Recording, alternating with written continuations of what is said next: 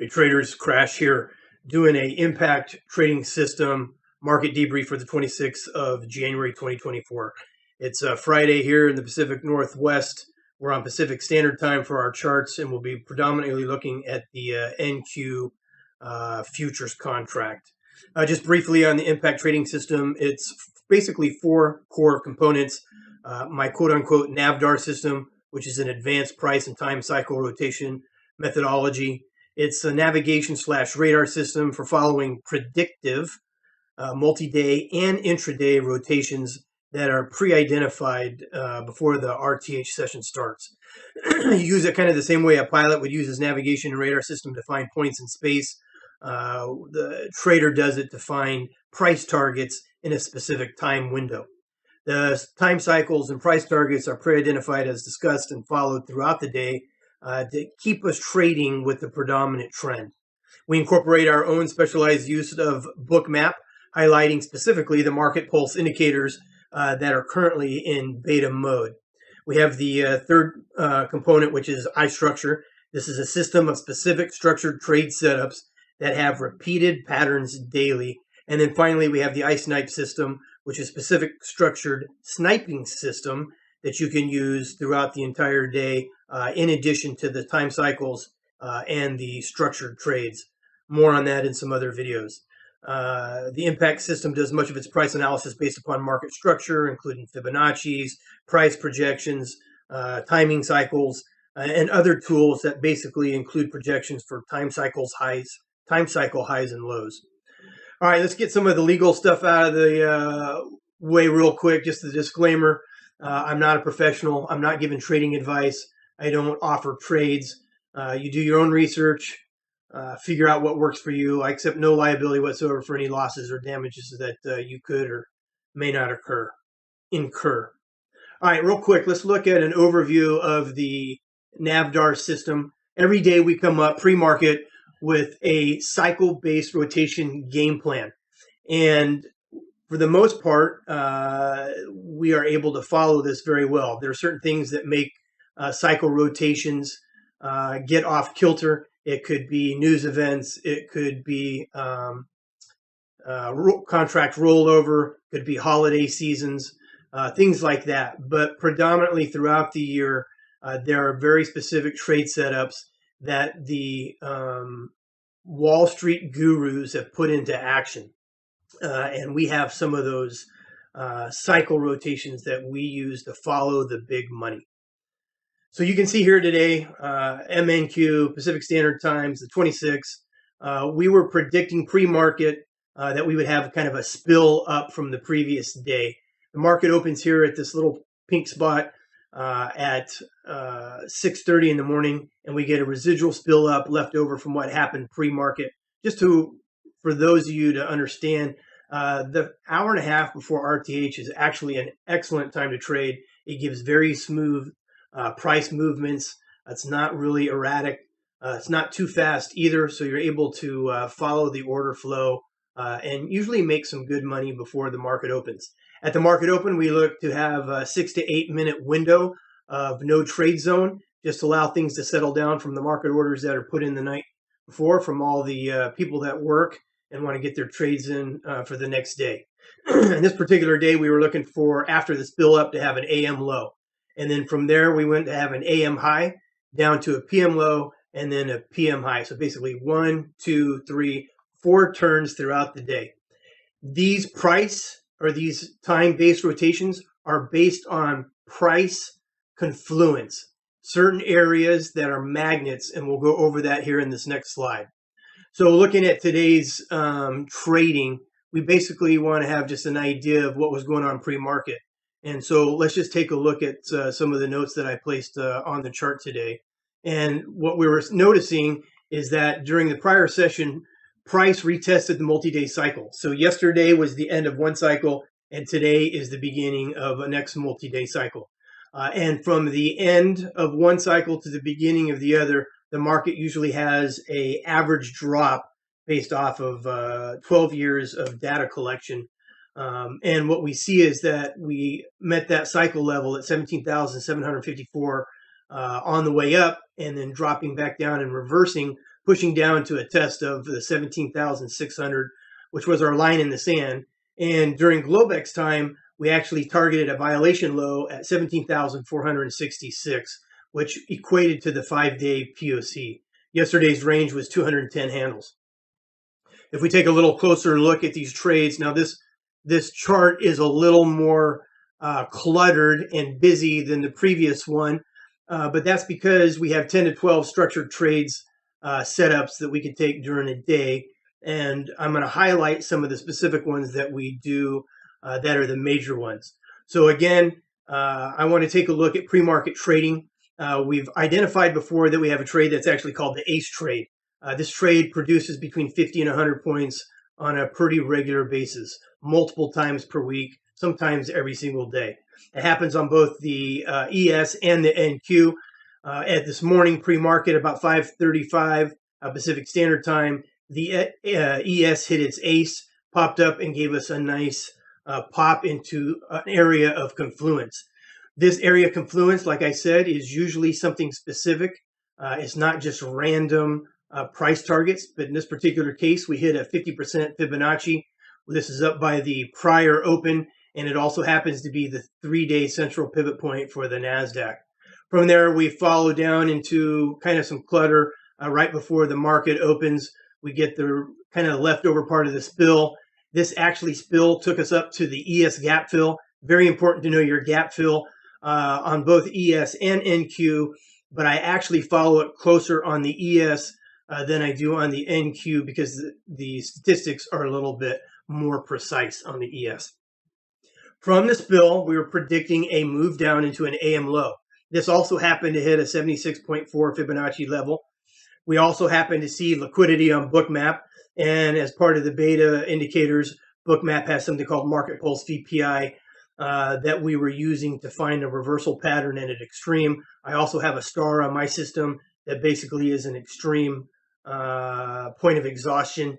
And then we see that we have the S1 pivot down here as well. So lots of points of confluence here. After we kind of rotate and make this little bottom here and we hit the ace and we cross above it, we're expecting a 50 to 100 point move. And in this case, we got straight up with one small, little tiny pullback here up to this historical cycle average for this day's cycle. It took us up 89 points. Had a little pullback, and then it finished the move at about 116 points from the line itself. So if you had entered off a Market Pulse VPI and got in a little bit lower off the Bookmap order flow, you may have been able to get a 100-point winner today. Again, these points came up here, and we have several points of confluence. This dashed line is the daily high. The line that's solid above it is the high a day ATR range projection. And you can see that price came up right into this window. And this established our AM high. So we went from spill, AM low, to AM high. And on this particular day, we know that it has a specific pattern where it likes to do a little M-shaped formation where it gives you a little head fake testing and then comes back and retests the top. So you could buy this pullback expecting to have another move in continuation of the trend. So up, pullback, continuation of the trend. Again, kind of testing the cycle day target. Because today is the beginning of a new cycle, we do expect to have some more drops later on at some point in time to retest the lows. That was the pullback from yesterday's highs in the Globex timeframe. This red line is called the TMAP short line. And basically, when we cross above it and come back down, we expect 40 to 70 points. And that's exactly what we got into our expected move, in which case we have three particular lines as part of this cloud. The most important of the three is the blue eagle line and then the red viper line. We expect to pull back somewhere between the eagle and the viper to take a trade back long, retest the highs, and then look for another short opportunity here on the way down. You can see that the system gives us a double top, and then we have the two clouds on here, the magenta color and the lime green is part of what we call the guns cloud, and then we have the base cloud, which is this red shaded and green shaded cloud. When we get the guns cloud crossing above the shaded base cloud, that's when we expect some pullbacks. We come into the middle of it, we pop out again, we expect some pullbacks. If we missed any of our structured trade setups or price targets that the NAVDAR system gives us, we could use our sell arrow to help us get into the trade. And this is automatically generated based off the guns cloud. In this case, we make our turn from the AM high all the way down to the PM low. And in this case, we see that our tank indicator hits the low of the day at this point in time, and we start basing. We start getting into an area of time that I call the slog. Okay, this is a very poor trading area that a lot of traders end up losing a lot of money in. So trade small in the slog. I've posted before a picture of when I think the best trading times are. So take a look at that slide when you get a chance in some other presentations. At this point in time, though, we are seeking for a PM low within our time rotation window. And in this particular case, we're looking for something called the vertical DOS, deeply oversold trade. And this trade is basically set up on a 1 minute pattern where we have a series of three marginal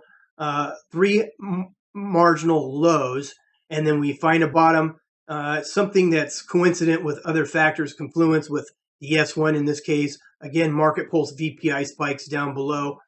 We take a long, and that vertical trade gives us, again, between 50 and 100 points.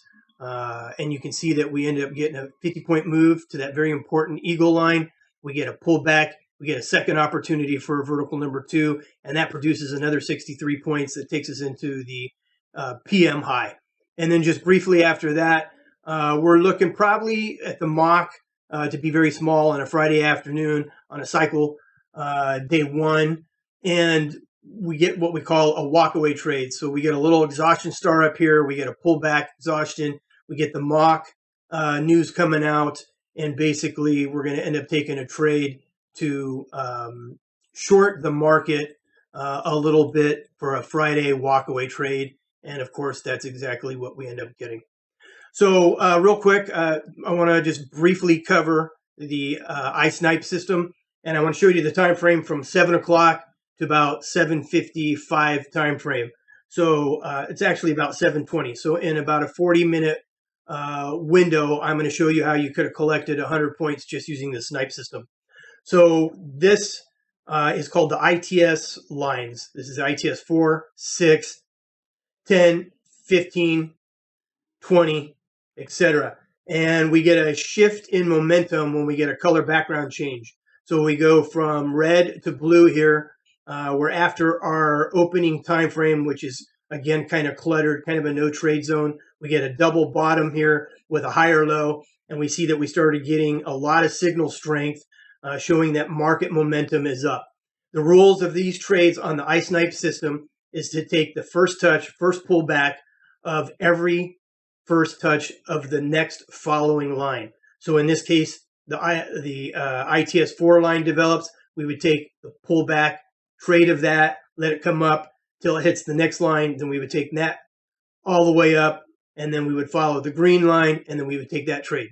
So in this particular example, you're seeing 3 trades. The first one off the 4, if you took that and you kept your stop at the second line, if you have a 15-point stop, you pretty much can take that trade with precision on the first touch and never have it shoot down. I don't want to say never, but with good degree of confidence. And again, depending on the situation, you don't come just spiking down to the next ITS support line. So in this case, we would have gotten somewhere between, I think, 10 to 13 points right here. Yeah, 12 points. Let's say we missed this first one due to it just kind of developing. We took the first touchback, first pullback of the ITS 6 line, and then we put our stops either at the green line all the way up to here, or as price moved up, we could continue to move our stop following the green line and not getting stopped out until it goes below the the blue line right here. If we would have taken that trade alone by itself and gotten out up here when it breaks below the original entry line, you can see that that's a 50-point move. Now, let's say it backs up. We wait for choppiness to occur, and we wait for the first pullback of the third green line.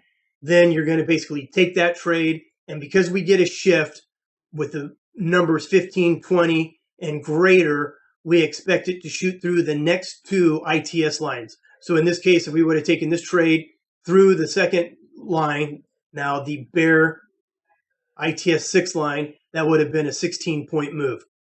All right, that's a lot to cover in one brief. I want to keep it short and under 15 minutes. So this will be Crash signing out. Remember, check 6 and keep your money in your own pocket. Crash out.